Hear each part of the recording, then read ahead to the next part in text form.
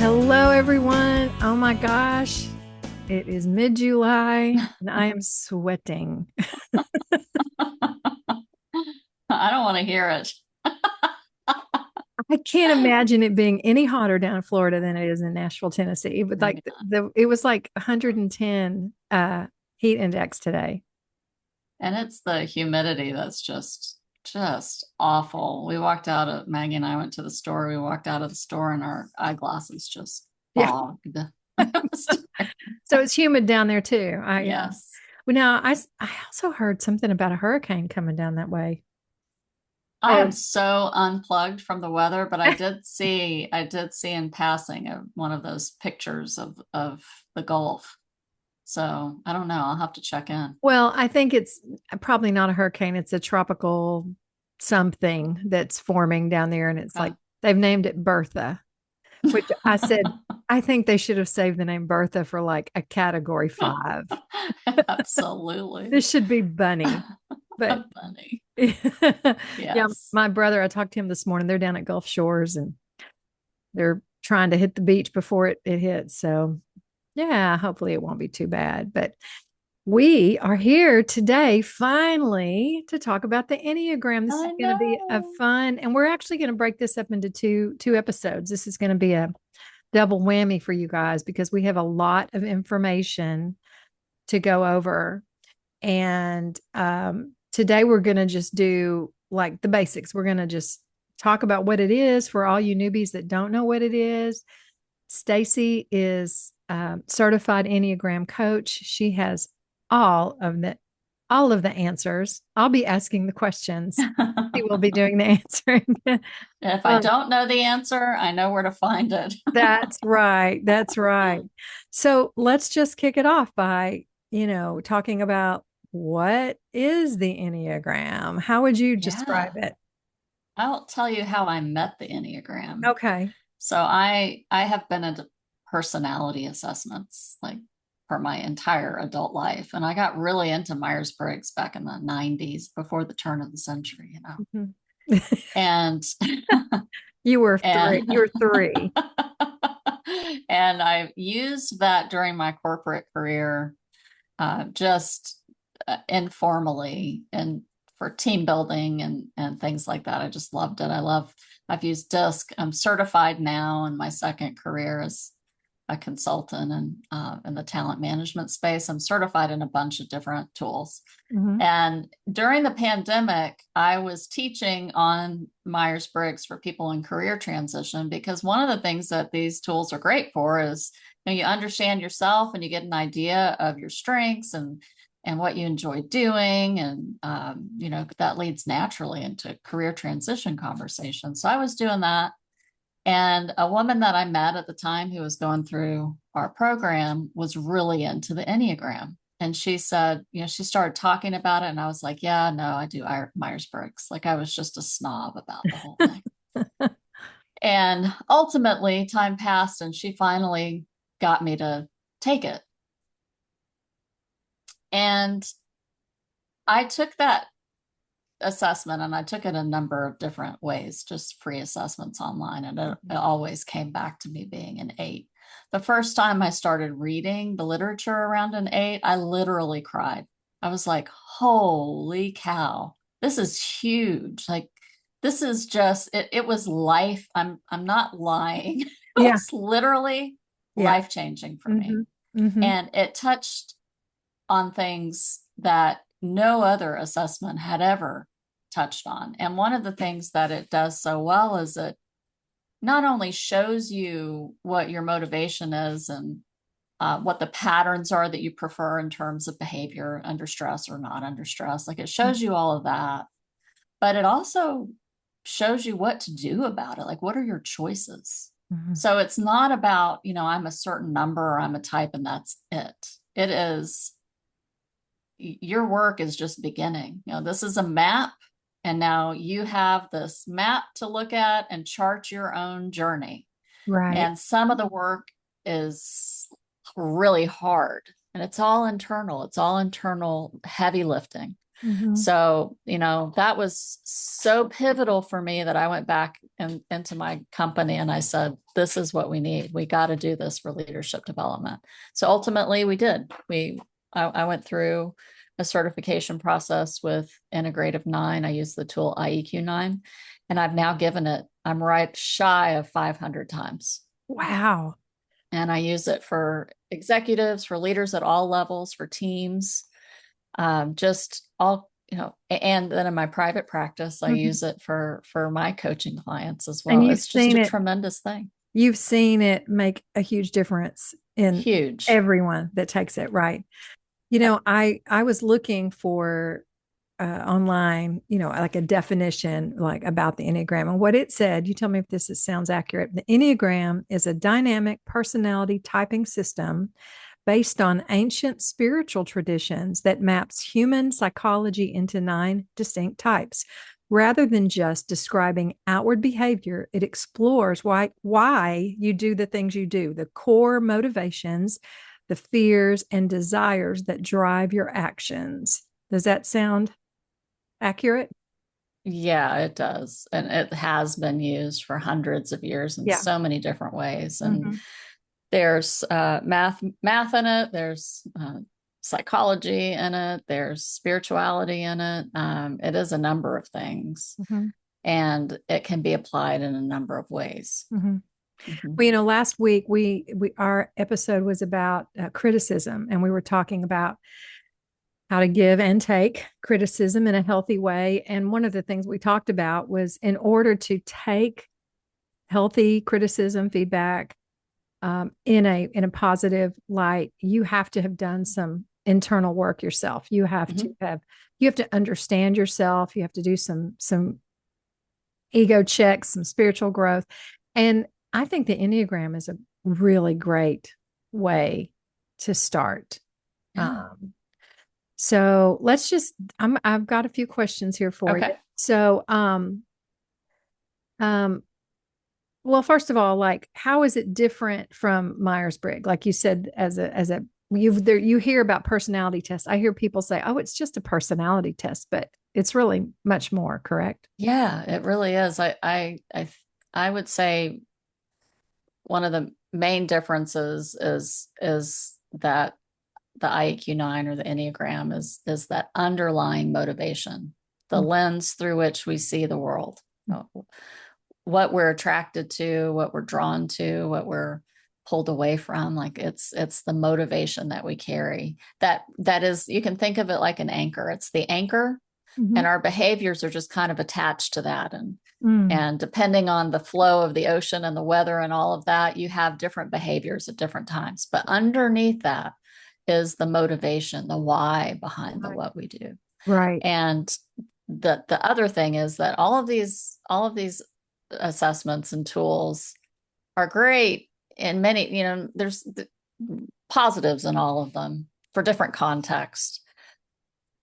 But because this really isolates motivation, I think it is the one that makes the biggest difference in any context. Because in order to really connect and build relationship with people, you've got to really connect to what is their motivation, what are they attracted to, like what is their drive. Right. Behaviors just don't do the trick all the time. So what this does that's different is it says, you might be doing these things, but they're your choices. Here are some other choices you could make. So it gives you like a development path. It's not enough to just say, hey, I'm an ENTJ and you'll just have to deal with it. Mm-hmm. I'm an 8, and if I'm doing my work, this is what the work looks like. This is how I look when I'm doing my work and when I choose not to. Right. I heard someone say, I don't want to do the Enneagram. I don't want to be put in a box. And I was like, no, it doesn't. It actually helps you get out of the box It really that you does. put yourself in. Um, and we're going to get to the IEQ 9 in just a second, but I was listening to another podcast. Uh, it's called Typology with Ian Morgan Crone, and his book, The Road Back to You. I read that like in 2017, 2018, and that's how I found out about it. I remember it was it was before there was like Audible. So like I Mhm. wanted to listen to it. I had a bunch of drives. So I went to the library and checked out the CDs and listened to them one CD at a time in my Wow. car. I know. And I really enjoyed listening to it. I would encourage anyone that wants to. It's just a great Mhm. beginning introduction. For me, it was. And I've heard a lot of other people that said that book really helped them too. But he was talking on uh, his podcast today about some of these free tests that people take online and how inaccurate they are.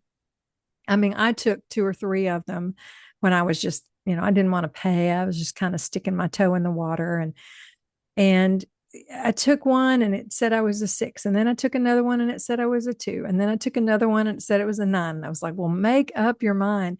He said those free tests are not accurate. I mean, they might kind of give you some in an area where, maybe give you some things to think about. But he said, like, some of the questions are, uh, do you love to be organized? Well, a 1 likes to be organized because they like things where they want it. They are they want their space organized. A 5, no, what he said, a 4 likes, no, a 3 said likes to be organized because he likes other people to think they've got it together. And and then he said a 6 likes to be organized because a 6 needs it for safety. So it's the motivation behind Mm. why are you organized? Right. Like you said, it's you, and so that's why you can't type someone else. Only you can type yourself, because only Yeah. you can dig down and really know what is your motivation behind what you do.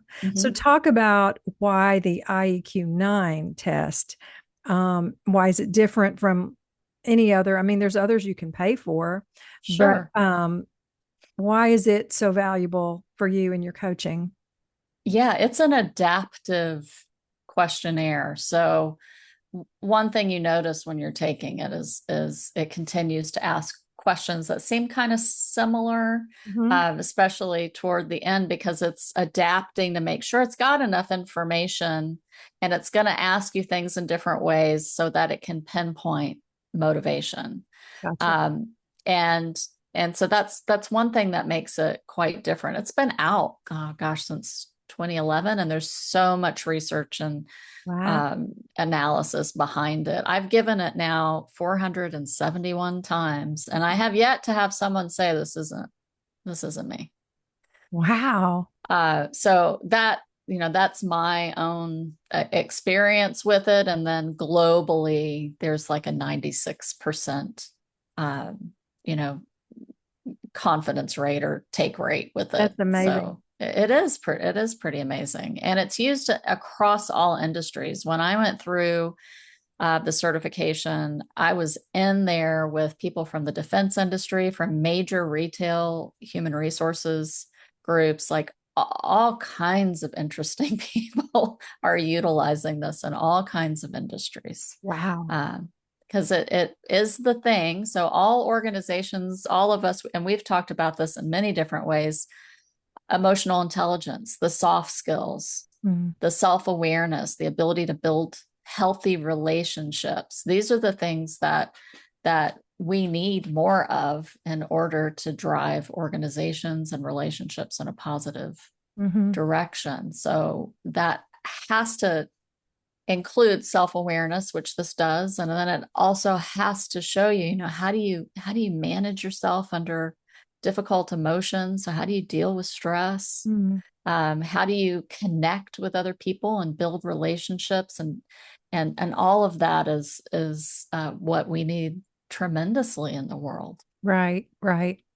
And so that test, I mean, I think we haven't even said the Enneagram basically has 9 different personality Mhm. types, but there's subtypes, there's Mhm. wings, there's stress points, Mhm. strength point. There's all kinds of what is the word I'm trying to think of? It's not just I your call them number. connecting Yeah, points. yeah, Yeah. yeah. And that was for me too when I was trying to figure out what number I have when I looked at my wings and when I looked at what I go to in stress and what I go to in what's the other word? Security. Security. I was like, oh yeah, that all of those little things really helped me pinpoint that I was a 9 and not a 2, because that's kind of what I thought I was for a little while. Um, but let's talk over, let's just, let's give out the basics here. Let's talk Okay. about the 9 different numbers. What are those basic numbers? So, Sure. We have types 1 through 9, and these are the 9 motivations. They live inside the thinking, feeling, and doing center. So the action center, the thinking center, and the feeling center. So our action types are 1, 8, and 9. And the feeling types are 2, 3, and 4. And the thinking types are 5, 6, and 7. So I'll just start at the top with number 1. okay. And number 1 in the IEQ 9 terminology is called strict perfectionist. I Ooh. tell people, don't get too attached with the labels. They have to call them something. Mhm. And that's one of the benefits of coaching is you get to, really explore what's underneath the label. But for the strict perfectionist, I think the gift of the ones is, and the motivation is they look out at the world at what could be improved, what could be done better. Mhm. And that includes how we as people can be better, how processes can be better, how we Mhm. can get more done in smarter ways, like work smarter, not harder. That might have been a one thing. Right. So seeing how things can be perfected and then pursuing those steps to Mhm. make things better. Yeah, my husband These, is a 1, yeah. and he definitely, some people call it the reformer, but yeah, he is always looking for a way to do something better. And he also can't stand it when other people don't do their best. Why Mm, would you even do something if you're not going to show up and do your best? yes, yes, yes. Oh, so I've learned a lot about him. I mean, that's one thing I'll say too in relationships. Mm-hmm. Once you know your partner or your friends or your children, when you start figuring out their numbers, it really helps Mm-hmm. in the relationship and understanding, okay, they're not just trying to be difficult. This is Yeah, just how they're processing the world. And yeah, when you learn about it, so that's why it's important not to just learn your number, but to learn all the numbers. So, yeah, okay, yeah. so All that's right. number 1. What's number Mm-hmm. 2? The considerate helper and the gift that twos bring to the world and their motivation is being able to see what other people need often before those people recognize it for themselves. Mm, So they're the ones that will they'll feel very, very happy and very valued when they are helping other people. mm, They're going to be the supporters, the nurturers, the comfort givers, they're the helpers. mhm, And they are probably of the 9 types, the ones most um, focused in on relationships. mm. Interesting. Mhm. And number 3? Our competitive achievers are number Oh, 3. And these are the folks who get things done. So mhm, there are some types that are just driven with momentum. 3 is one of those types. They are very comfortable, often just getting the work done themselves, too. So very independently driven. And when they are able to, have people that report to them or people around them to help them get things done, they can achieve even more. So they're very savvy about, if I need to get a lot done, I want to pull people in who are also committed to the work because we can get more done together. So there's no stopping 3s once they've put their minds to something. They are the ones that can juggle all the plates, get all the stuff done, care a lot about, if I'm going to put this much time and energy into it, I want to be seen and valued for what I do too. So I would love to step in the spotlight and receive some of those accolades. I have a child that's a 3. That rings very true. Okay, let's go to 4. What are our fours? 4s are the least common type. I don't run into 4s often in my work, either corporate or private. Oh, I thought 5s Um, were the least common, but 4s are no, yeah, 4s are. They say 6s are the most, 4s are the least really. common. Hmm. See, I know a lot of 4s because Of your industry. in Yeah. my industry, that's right. Yeah. Very creative, sometimes not artistically creative, sometimes very solution, the creativity and problem solving and finding solutions. But oftentimes these are the people that have that flair for the creative in many different ways. And the motivation for fours is to be who they are, to be authentic, for other people to see their uniqueness and their unique contributions in the world. So, when I encounter fours too, they care a lot about that with other people. So wanting to bring the best out of others as well. And of the 9 types, fours are the most capable of navigating difficult emotions and just emotions in general.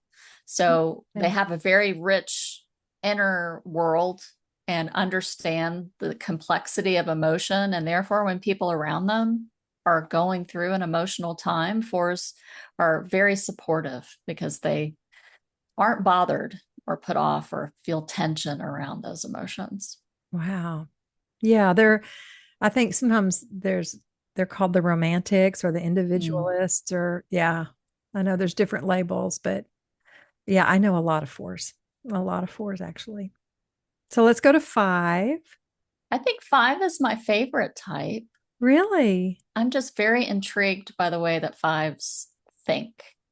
5s are called the quiet specialist, and their motivation is to learn, to be knowledgeable, to acquire knowledge, not to be stingy with it. They want to acquire it and share it. So you often find teachers, professors, coaches, mentors as 5s.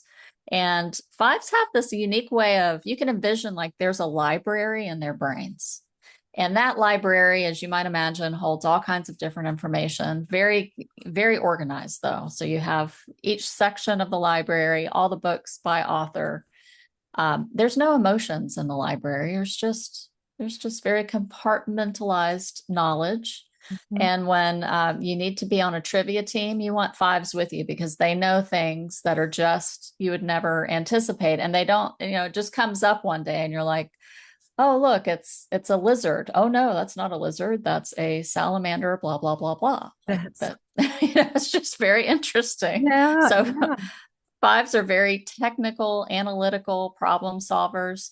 They are, contrary to popular belief, they do have a lot of emotion that they share, but it's compartmentalized. So they share it on their own time. Very interesting type 5s.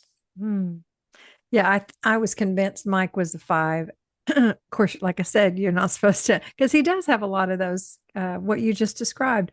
I would go, wow, that sounds a lot like my husband. But are 1s and 5s connected at all? Well, we'll talk about one of the unique components of the IEQ 9 because 1 is in the action center, 5's in the thinking center, and we have a preferred pattern in each of the centers. So Mike may very well prefer 5 patterns in the thinking center. Interesting. Okay. Yeah. Okay, let's go to 6. 6 is the most common.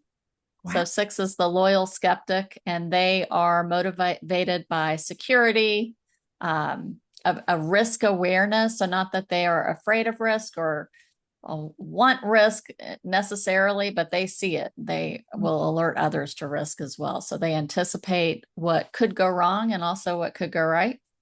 And they really like to be in organizations and friend groups and whatever with people that they trust.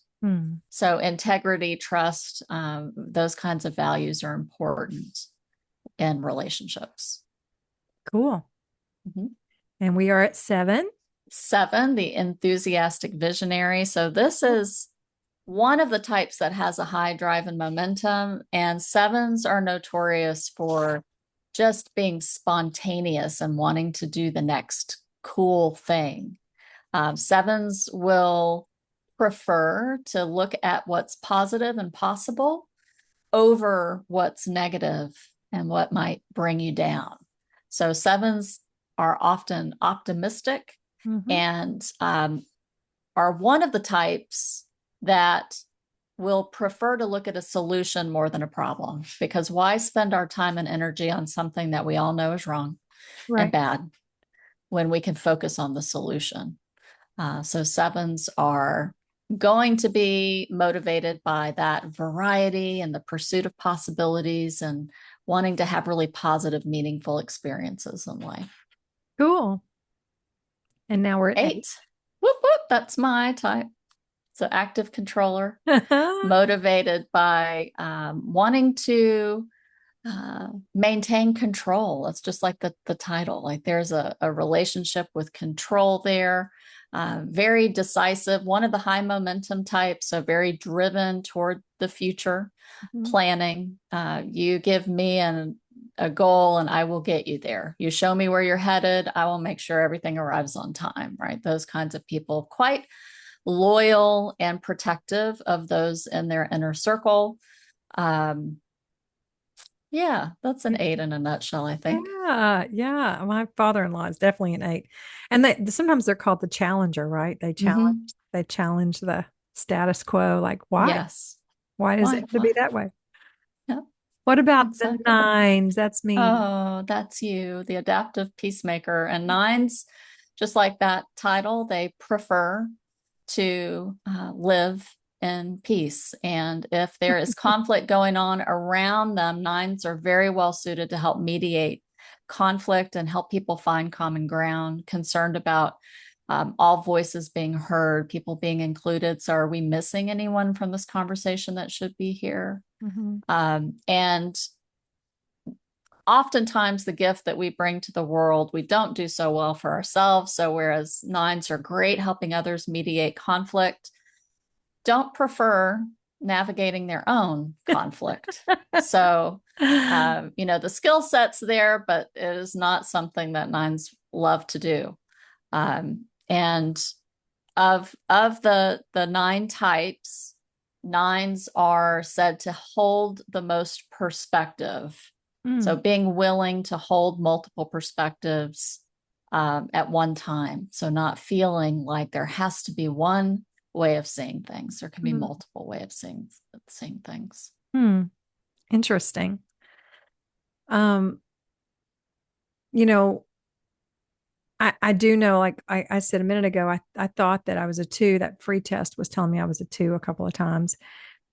Again, going back to the motivation, 2s and 9s are both very concerned about other people being okay around them. But 2s are making sure that everyone's okay because it makes them feel helpful and wanted and loved. 9s just want their peace. Yes. So they're always like, is everybody okay? Because they can't be okay. Like I remember one of the things I love about The Road Back to You, they give like vignettes, like little stories to show, like, okay, so uh, if you went to dinner and you sat down with a friend and they brought your food and you start eating and talking, and all of a sudden you notice that your friend is not eating and you're like, why aren't you eating? Well, my order's wrong. Well, you cannot enjoy your dinner until you get your friends the right dinner. Like you just can't do it. You because you're so concerned. So when that was what started really helping me narrow in is those little real life examples of like that sounds like me. It's not Yeah. just describing certain traits, but putting you in situations of how you would react and Right. and what. And he also said something about, usually if you're trying to figure out, usually when you get to your number, there'll be a little bit of a ouch. Oh, there's Lana. Hi, Lana. There's Lana. What's your number, Lana? She's giving you I think she's kisses. a 7. I think she's totally a 7. Yeah, I think it is. I forgot what I was saying. Uh, anyway, yeah, I think that diving into understanding, and also nines go to sixes when they're stressed, Mhm. and I was starting to resonate a little bit with a 6, but that's because when I'm stressed, I take on the negative aspects of a 6. Well, I don't believe that, but You don't? no, no. But I'll go there, but I would like to point out that you you said that you, um, other assessments picked up on 2 for you, and 6 Uh-huh. is something that you see in yourself. Well, your center specific style. So in each center, we have a preferred pattern. You're a 9, and that's where your motivation lies. Mm-hmm. Your feeling center preference is 2, Mm-hmm. and your thinking center preference is 6. Oh, okay. So I'm really never surprised when I talk to people who say, yeah, I've taken this before and it didn't get me right.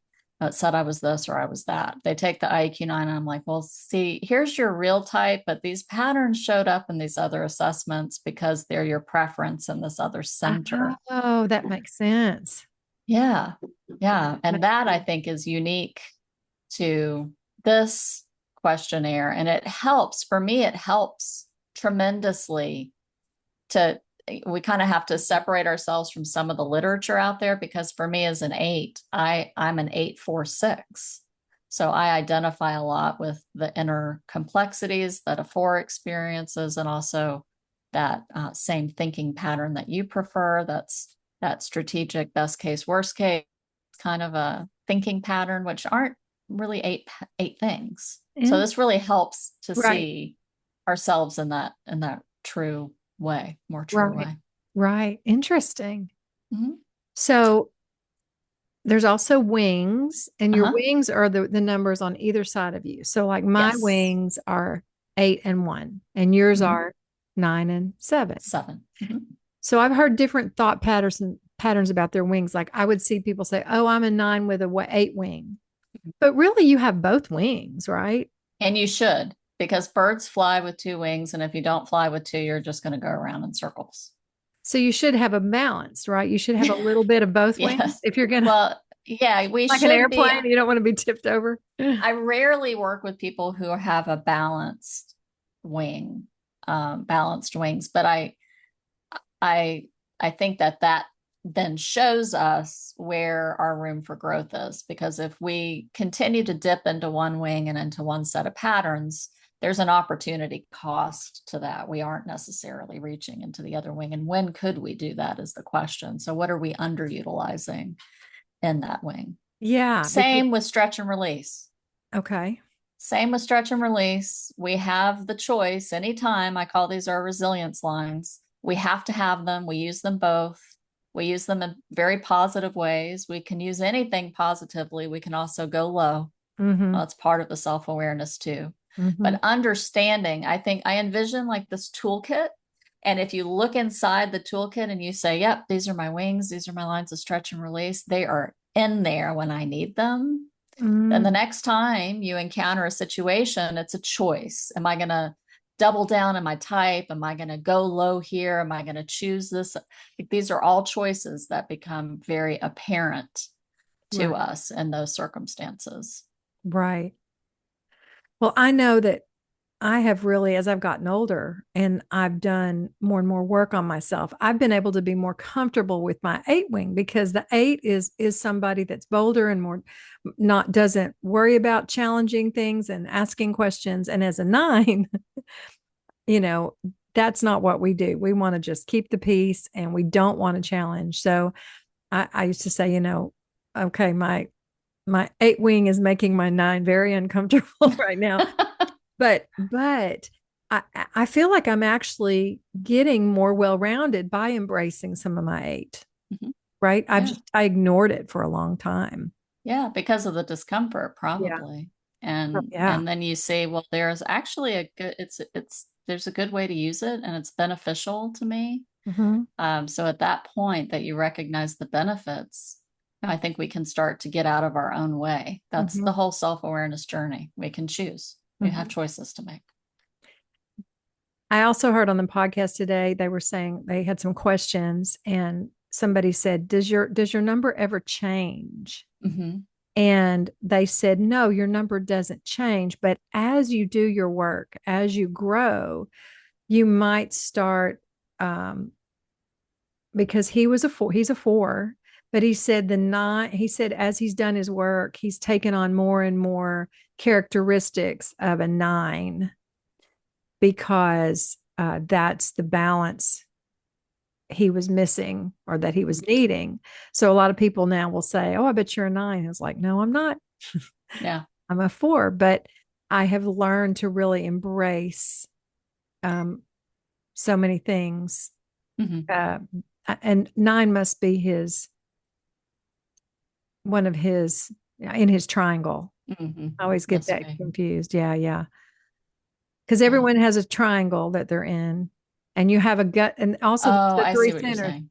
There's Yeah. the Yeah. gut, The there's triads. You're talking about the different the triads. Yeah. different triad. Because Hmm. for me, like 9, 6, and 3, that's my triad, and so his must be 4 and 9, and I don't know what the other one would be. I Yeah, have I'm to not look. We should sure. have I'll pulled have to up look at it. next week, though. Y'all, it Yes. will probably be a good one for y'all to watch on YouTube because we're going to be able, I'm going to share my screen and we're going to have some graphics for you. And we're going to have our friend Marla on who has taken the IEQ 9.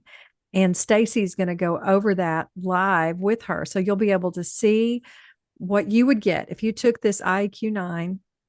You would see, you know, the papers that you would get, you would be able to see. And Stacey's going to go through this with Marla. So if you want to take the IEQ 9, uh, we're going to put a link so you can email Stacey in our show notes, and you can just email her. She can send you the link. I'm just going to give you the link where people can press on the link and take it. I think Okay. the only choice you need to make if you do that is if you want me to help you debrief it, then you just have to send it to me. So there's a Okay. way on the system to do that. Okay. Otherwise, you take it, you get your report right away, and you start to read it.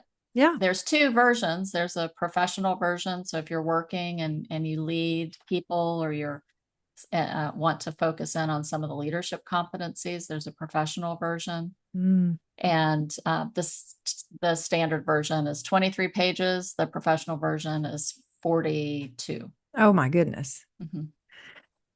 Yeah. I mean, hey, Lots of data. lots of data. Lana, potato, Tomato, potato. tomato. Um, yeah. So y'all, we're gonna, like I said, we're gonna break this up. I think, is there anything else we need to go over this week about the Enneagram that we missed? Let me look in. Yeah, I would say back to what you mentioned about, does your type change? I agree. I think we're born with a type, and that comes with tools that we learn how to use or not over time, right? Even when we're in stress, when we're in trauma. So I work with a lot of women who've navigated trauma in their lives. And the questionnaire works, whether you're in a period of stress or not. It does isolate your motivation and therefore shows you the tools that you reach to under stress and in trauma. So Okay. that becomes part of the conversation. Yes, I see myself a lot in these patterns, but it doesn't mean that that's my motivation or this assessment's going to pick up my, some women will say, am I going to get typed based on the stress I'm under? And the answer is no, Right. no. And Right. I think that's helpful because as we're navigating transition and change and trauma and stress, it's good to know what we're headed back to. It's good to know the tools we have to navigate those times and also, Right. where we're headed to Right. to re-energize and restore ourselves. Right.